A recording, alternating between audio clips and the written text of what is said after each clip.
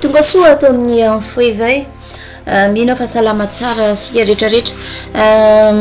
mialatsiny a façon ndray zay vao navita vidéo fa nanondrana be ny ordinateur nanondrana be ny logiciel de rehefa isaky ny ipublie an'le vidéo de mikrasy ny internet mikrasy de ohatra tsy tokony krasy rehetrarehetra tsy de fantatry loatra ny antony de ialana tsiny fa tanatiny normalement anatiny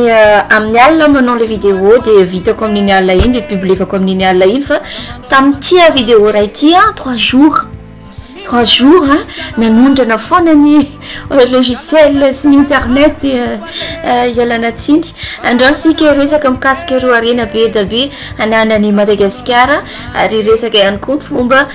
fanaovana kolikoly andro arena reo any ro arena reo de resaka ihany koa fomba nampahantrana ny Madagasikara malagasy tsy mahantra fa ny Madagasikara tsy mahantra zany fa ampahatrany reo mpanao politika sy reo firenena lehibe natokany Andriamanitra ny Madagasikara nosarana tamin'ny plaque tectonique de natokany toerana anankiray matoa izy natokany de misy antony ary nomeny arena zay ivelomany malagasy ao anatiny raha resaka pierre précieux na pierre semi précieux fotsiny sika zao de manana Madagasy manana karazana vato zay tsy misy any amin'ny firenena hafa toy ny mica, bauxite, quartz, charbon ary eo ihany koa ny titane, volamena, nickel, ny pétrole, ny phosphore, saphir, ny coton. Eo ihany koa ny resaka vanille, girofle, cacao,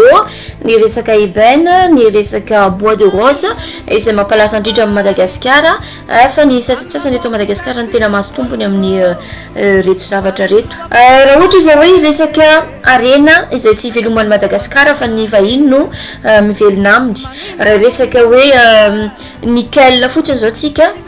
dia ny firenena zay miaina amty nickel ty dia ny firenena lehibe iray Cherit International Corporation au Canada, Sumitomo Corporation au Japon ary ny Corée Resources Corporation au Corée. Ireo firenena telo reo tena matanjaka indrindra ary tena mivelona amty nickel avy aty Madagasikara itony. Raha resaka biby an-dranomasina indray izy toy ny hippocampe, toy ny concombre de mer,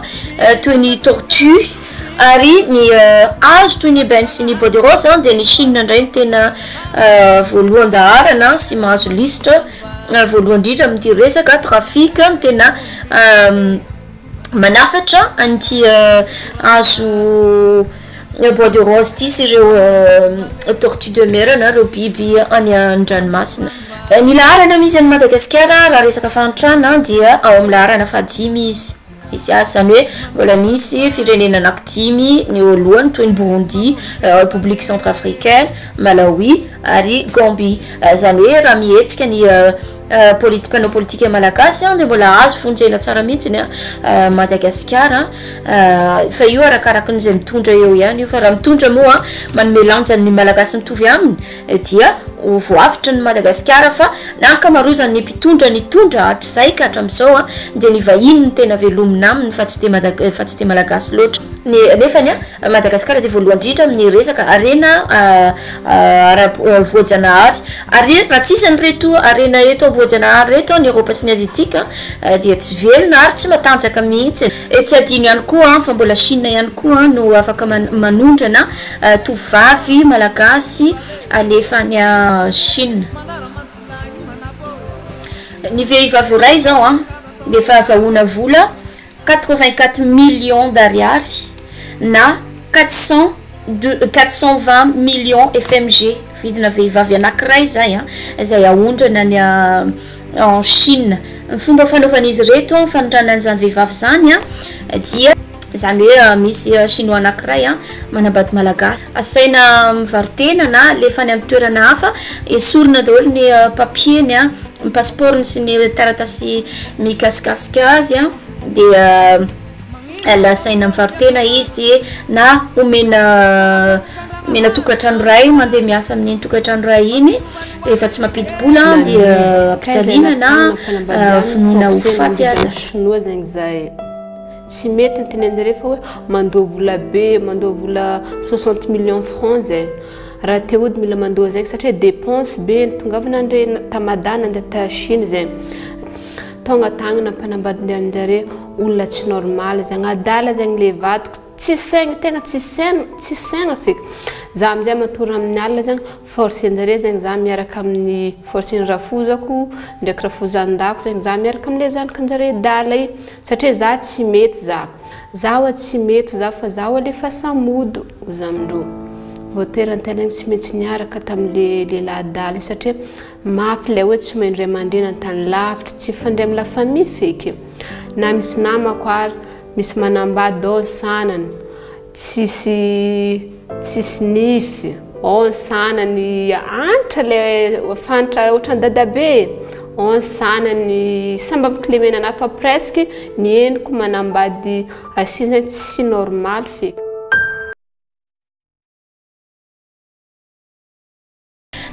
zany zavatra zany dia zavatra tokony ho fantatra ary fantatry ny mpitondra tsara fa tokony mba andraisana andraikitra zany zavatra ohatran'izany fa gasy mitovy amintsika ihany io ary arenatsika tokony Madagasikara tokony malagasy ny mahazo tombony mitondry fa tsy vahiny mihitsy raha jerevantsika kely zao ny laharana misy ny Madagasikara raha resaka corruption resaka kolikoly dia ao amin'ny laharana 153 telo amby dimapolo amby zato raha tahana amin'ny 20 ny place ny laharana misy ny Madagasikara resaka kolikoly zany hoe 420 sur 100 no place misy ny laharany Madagasikara zany hoe mbola afaka fonjena tsara zany Madagasikara raha mahay ny mpitondra ny malagasy dia mbola azo amboarina tsara izany tona corruption any Madagasikara zany nanomboka tamin'ny fahampanjaka dia efa nisy ny corruption ity kolikoly ity olona iray na fianakaviana iray no tena fototry ity zavatra tsiray ity satria noho izay fahefanananany zay dia tsy mety afapo ary mampiseho amin'olona fa azy ny fahefana ka izy no manjidy nanomboka tamin'ny 2009 kosa indray no tena niakatra sy tena nahazo vahana tsara mihitsy nyty resaka kolikoly ity tany tao a Madagasikara misy fitenin'ny olona anankiray Jules César dia nyteny izy hoe diviser pour mieux régner midika zany teny zany hoe saraina ny vahoaka mba afaka hitondrany fanjakana anankiray hitondrana ny fanjakana inona moa no mahatonga ny Madagasikara zay tsy dia mifankahazo toy ny tanindrana sy ny afotany raha dinitsika io teny io diviser pour mieux régner izao ny tiany holazaina amin'izany ny firenena anankiray zarazaraina dia zany hoe anatin'io firenena io dia le olona samy malagasy ihany no asaina miady amin'izay ilay firenena anankiray afaka mikitika bouton tsindrina kely fotsiny le bouton zany dia afaka ataonao zay tiany atao ndraso jerevantsika kely iverina ny orina kely tsika raha tamin'ny 1990 ny merina dia nanandra tena nanao mpanjakany Madagasikara ary tamin'ny 1990 hatramin'ny 1990 ny Royaume-Uni rery ihany ny Anglisy rery ihany no nanaiky an'izany dia avy eo zay vao nanaraka amin'ny firenena toy ny France toy ny Allemagne na tamin'ny 1990 kosa indray no tena niara-niasa kaiky tamin'ny frantsay ny mpanjaka ary nanomboka tamin'io daty io no nanjanjanana ny Madagasikara na dia vozina sy namidin'ireo mpivarotra tanindrazana aza ny kalasazany tany ny Madagasikara dia tsy natao masomena mihitsy ny mpitondra malagasy niady sy nanohitra ny mpanjanatany tamin'ny lafiny rehetra nataotra frantsay ka nanome saritsam-pahaleovan-tena zay natao hoe République malagasy tamin'ny 14 octobre 1958 frantsay daholo no mitantana ny didy rehetra ara-toekarena ara-kolotsaina tsy karitra ny mpalao politika malagasy ary zany ary tsy nanaiky izy ireo fa nanohy ny fikomina sy ny tolona ary nitaky ny fahaleovan-tena tanteraka ary nahazo ny fahaleovan-tena tamin'ny 9 jona 1970 ary teo ambany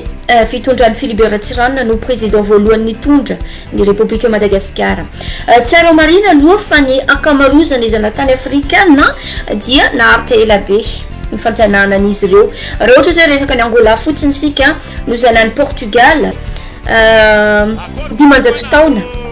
ny Angola ary very tanteraka ny maizy any Angola very miteny lasa miteny portugais tsy manana kolotsaina na tantara intsony fa lasa portugais daholo ny rehetrarehetra Madagasikara kosa indray enimpolo taona fotsiny 1970 ka hatramin'ny 19 Jona 1970 mbola afaka miteny gasy tsara sika mbola manana fomban-drazana tsara sika sy tantara tsara ko raha mpitahina ireo tany roa ireo dia azo atao ny milaza hoe tsy voazanaka loatra amin'ny Madagasikara satria enimpolo taona izany fohy kely zany raha oharina amin'ny olombelona eto Madagasikara enimpolo taona dia afaka maka retirety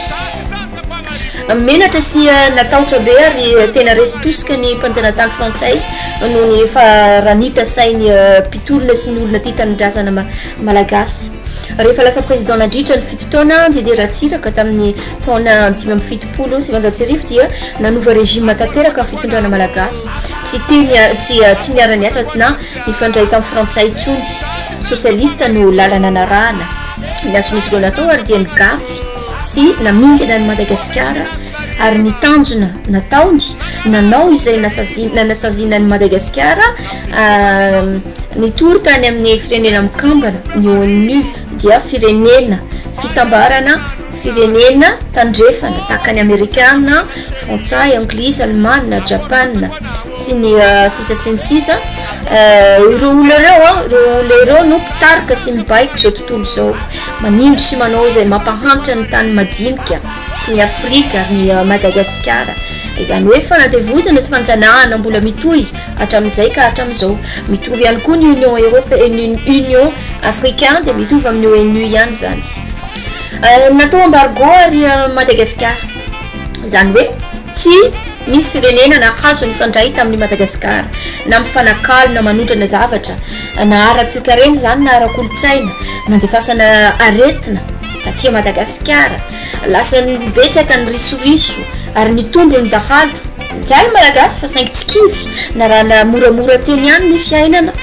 fa na dia sarotra aza Russie sy Corée tavaratra no mba ny firenena nifandray tamin'ny Madagasikara ary mitovy tamin'ny reto firenena Corée tavaratra reto nahazo ny Madagasikara tamin'izao fotoana zany amin'izao fotoana zao dia mbola voany nanaovana Madagasikara ihany koa ny Corée avaratra noho ny izy matanjaka dia tsy saky ny reto olona reto toerina dia ny fanarahany ONU niaraka atao hoe andao indray ity mba fahaizana kely indray satria ty ONU ty tompoko raha vao misy firenena iray matanjaka mahasahy manohitra azy dia voasazy atao zay sazy rehetra atao zay andefasana aretina andefasana haintany andefasana valala fomba fampitirana zany aretina zany dia saina misy avion mandraraka aretina eny amin'ny abakabaka etsy andaliny ihany koa ny vaccine niezaka Didier Ratsiraka nampamboly natao nambolena ny tsako voanjo sy ny rehetrarehetra dia teo no natonga azy ny teny hoe mamokara ry malagasy dia rehefa nandeha zany famokarana zany nivoatra ny tonga ny olo bernono nivokatra niakatra daholy dia tsaratsarakanjo lasa nivoatra ny malagasy dia hitany frantsay zany dia natao indray izy rehetrarehetra nanimbana ny malagasy ary nanaratsiana ny mpitondra teo dia ny afarany moa lasa ny exilé satria izy rehetrarehetra tsy tiana mba tsy hikarokaroka ny tsy kasikasika ny fomba fitondrana izy ireo dia atao exilé daholo lasa sesitany daholo nitondra teo ihany koa Marc Ravalomanana tsy dia niara-niasa tamin'ny frantsay ary noho izay toetsainy mahery saina zay dia nataony reto olona mitovy reto ihany koa zay rehetrarehetra nanonganana azy ary nesorona izany hoe izay tsy miara-miasa amin'ity firenena iray ity dia hoe divisé pour mieux régner fa tsy miara-miasa mitony olona tony dia atao zay rehetrarehetra andripahana sy animbana an'le firenena zany hoe zavatra anankiray olona anankiray firenena iray miaraka amin'ny faritany iray eto Madagasikara no ampiasaina anaparitaka aretina anaparitaka ady amin'izay mba tsy miaraka ny samy malagasy dia mora amin'reto firenena matanjaka reto no miapouiller amin'ny bouton fotsiny zay manao zay tiany atao satria raha tsy izy no mametraka ny olona hitondra eo tsisy afahazahoany vahana aka ny arena zay ananatsika zany zavatra zany tokony ohatreretina fa tsy faliny anao fotsiny hoe ny voatany a dia mandidy ny malagasy rehetrarehetra ny tsy ny frantsay no mandidy aty fa ny voatany tokony dinina zany a tsy tokony sarana ny isan'ny malagasy fa ny zavatra mitranga eto ambony tany a dia ireto firenena iray ONU izy mikambana amin'ireo ONU ireo tena mampisaraka ny Afrika rehetra satria ny Afrika raha vao mikambana fatatsika rehetrarehetra fa ny Afrika manana arena, manana tanjaka, manana ny hatsarana, manana ny zavatra rehetrarehetra raha miaraka zany dia tsy hisy tsony ny Europe zany hoe zany ny antony ampisarana rehetrarehetra raha miaraka ny samy malagasy dia tanjaka. Fondation politique Allemagne nanao publication tao amin'ny Facebook fa tamin'ny ny firenena faran'izay mandany vola indrindra eran-tany amin'ny resaka fifidianana dia malagasy ny voalohany indrindra amin'ny malagasy eo amin'ny fadimy raha amin'ny laharany fahantrana fa ny malagasy ny voalohany indrindra manan-karena indrindra ary mandany vola indrindra amin'ny resaka fifidianana. Raha tamin'ny telo amby folo sy roanjato tamin'ny 2013 fotsiny a dia nandany 43 millions de dollars ny mpitondra tamin'ny resaka propagande fotsiny zay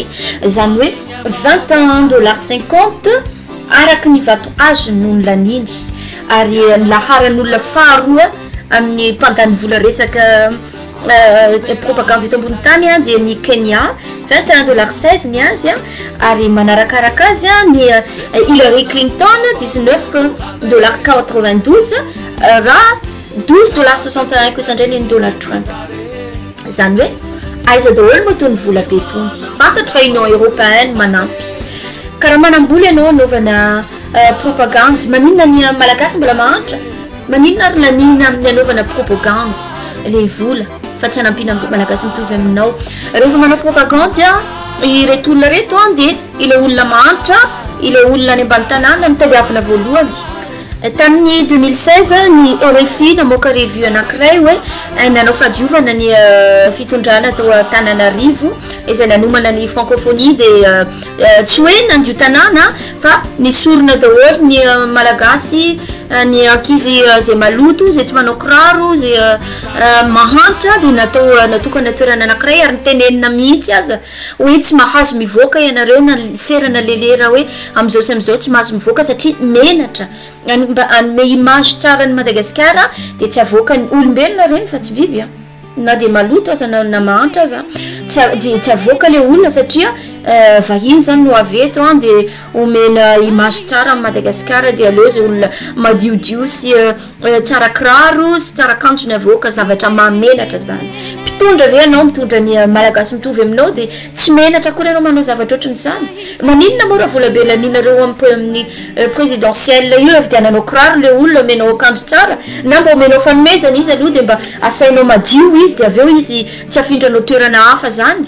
fa tsy anga izy ty hoe rehefa maloto le olona dia ilikilika dia rehefa anao propagande dia tadiavina zavatra ohatran'izany dia fomba ahoana ary no ampivoatratsika amin'izany na ny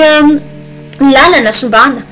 atao exprès manimba anazy na tsy mamboatra anazy amin'izay tsy mifanerasera le malagasy ny tatsaha zay tokony omena vahana indrindra zay tena tokony omena toerana ambony indrindra ilikilika ny ambany any nefa raha tisy an'ireny tatsaha reny tsy mihinan-kanina tsy miakanjo reny tatsaha mamboly sakafo mamboly varina mamboly an'ireny zavatra ondranao any ampita an'ireny anie tsy misy reny raha tisy an'ireo tatsaha reo nany ampianarana ny ankizy raha nona izy dia fomba ahoana ary ny anaratry tsisy zavatra tafiditra ao an-tsainy satria kibony foana kibony tsisy sakafo dia ina zavatra ampidiriny ao an-tsainy ary izy koa ny akanjo tsy ananany rovidrovitra ny akanjo entina any ampianarana menatra ny ankizy sasany izay manana akanjo tsara aleo no mipetraka any amin'ny sisisiny toy izay izy hoesoesoiny izay manana dia tsy zavatra hiditra an-tsainy ao akory zany zavatra rehetrarehetra zany ny tokony ataon'ny mpitondra malagasy zao asaiko misakafo amin'ny malagasy mitovy aminao dia ho hitanao fa miala ho azy ny kolikoly zay mandany andro miara-miasa amin'ny vahiny fa atao ampivoary aloha malagasy asaivo amboarina ny lalana asaina amin'ny fanerasera ny samy malagasy solona tany zany ady hoe ny faritany ray mandidiny faritany ray malagasy samy malagasy ray mitovy daholo dia tsy tokony asianany zany hoe ny aty ny ankamarozany miasa aty betsaka be manotra aty amina aty amin'ny foevay hoe ny ankamarozany miasa ao amin'ny fitondram-panjakana dia n'olona avy eo voatany daholo fa tsy misy tanindrana zany hoe vitsy ny tanindrana tsy tokony ataon'izany fa tokony ampitoviana le izy ary ny fahaizana ny diplôma no jerevana fa tsy ny endriky n'le olona na ny volovolo-koditry n'le olona fa tokony atao dia asivolanja ny tantsaha amboariny lalana dia zay mifaneraserana samy malagasy dia ny arena voajanahary nomen'Andriamanitra nomeny zanahary atsika ao iny tokony amelomana ny malagasy mitovy aminy ho an'ny malagasy ireo ary malagasy nanomezan'Andriamanitra andreo fa tsy vahiny efa manana ny azy any amin'ny toerana misy anazy any fa ny fifanakalozana ara-barotra zay tokony atao fa tsy hoe omenao mivelatra kokoa indray ny vahiny amin'ny arena nananao ato nefa ny malagasy zay mahantra tsy jerevanao akory nefa tsy voafidy anao raha tsy reny malagasy mahantra reny tsy nisy mifidy anao raha tsy reny olona any ambany tanàna zay afeninao rehefa ho avy any Madagasikara ny francophonie sy ny vahiny tsy menatra akory zavatra ohatr'izany zany tokony atao zay ny teneniko foana hoe alefa lavitra aloha ny saina ry malagasy fa za miady zany fa tsy tsara le hoe tonino mandidy eto Madagasikara fa zahay tsy manao an'izany ny président tokony miova ny fisainany zay aloha fa lava loatra le resaka dia manaraka indray zavatra hafa indray no resan'ny foevay isaorana betsaka atsika nanaraka hatramin'ny farany veloma daholo